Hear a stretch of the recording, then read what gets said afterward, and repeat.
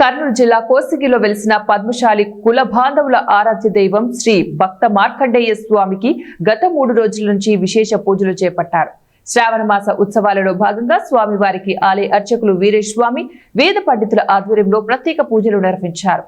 అదే విధంగా గత 3 రోజుల నుంచి తుంగభద్ర జలాలతో అభిషేకం, రుద్రాభిషేకం, పంచామృతాభిషేకం, వెండి కవచ అలంకరణ, మహామంగళహారతులు గావించి విశేష పూజలు చేపట్టారు.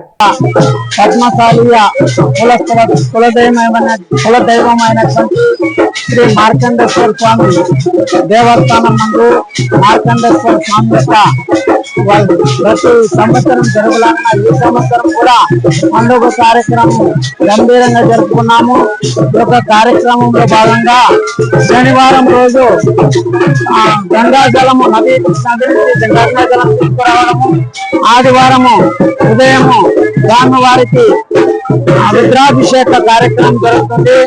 అదేవిధంగా రాత్రికి ప్రసాద పంపిణీ కార్యక్రమం జరిగింది. ఈ దినము తేదీ 11వ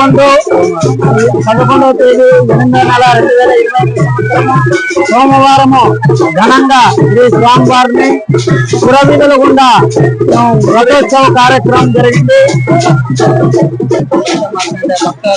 భక్తాదులు పద్మశాలి కుల బాంధవులు అందరూ కూడా